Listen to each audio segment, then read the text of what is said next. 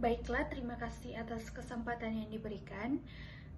Untuk memenuhi tugas mata kuliah pemerintahan daerah, saya akan menjelaskan materi mengenai batas wilayah Kelurahan Bahu, Kecamatan Walalayang, Kota Manado. Namun sebelum itu, perkenalkan, nama saya Tesalonika Tungka dengan NIM 220711010370. Kita masuk ke dalam pembahasan. Batas dibedakan dalam dua hal utama, yaitu fungsi batas dan bentuk batas fisik. Pertumbuhan suatu wilayah, khususnya di Kota Manado, dilatar belakangi oleh berbagai aspek kehidupan seperti perkembangan jumlah penduduk. Kecamatan Walalayang terdiri dari 9 kelurahan, yaitu Bahu, Batu Kotak, Kleak, Walalayang 1, Walalayang 1 Barat, Walalayang 1 Timur, Walalayang 2, Winangun 1, dan Winangun 2. Batas wilayah merupakan salah satu hal yang penting bagi suatu negara karena menjadi sebuah pemisah antara daerah-daerah yang berkaitan dengan kewenangan atau tanggung jawab suatu negara dalam sebuah kawasan. Pengertian kecamatan memiliki konteks kewilayahan adalah unsur pembantu kepala daerah dan DPRD dalam penyelenggaraan urusan pemerintahan yang menjadi kewenangan daerah. Kelurahan adalah pembagian wilayah administratif setelah kecamatan. Kita masuk ke dalam fungsi. Batas wilayah memiliki beberapa fungsi yang sangat penting dalam kehidupan masyarakat.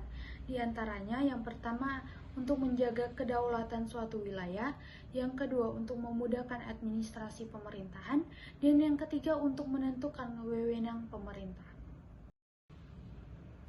Berdasarkan Peraturan Daerah atau Perda Nomor 4 tanggal 27 September 2000 tentang perubahan status desa menjadi kelurahan di Kota Manado dan Perda Nomor 5 tanggal 27 September 2000 tentang pemekaran kecamatan dan kelurahan, wilayah Kota Manado yang semula terdiri atas 5 kecamatan dengan 68 kelurahan desa dimekarkan menjadi 9 kecamatan dengan 87 kelurahan.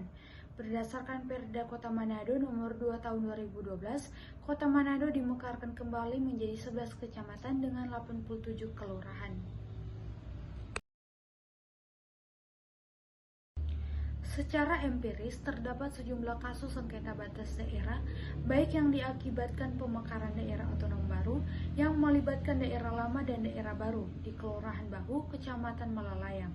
Hal ini biasanya disebabkan karena aspek yuridis, yakni tidak jelasnya batas daerah dalam lampiran undang-undang dan peta lampiran undang-undang yang tidak memenuhi syarat sebagai peta.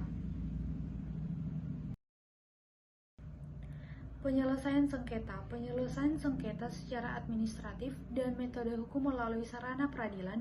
Di dalam praktiknya, metode penyelesaian sengketa batas daerah sering digunakan dengan metode administratif melalui fasilitas kepala daerah dan Kementerian Dalam Negeri sesuai dengan jenjang kasus sengketa perbatasan yang terjadi.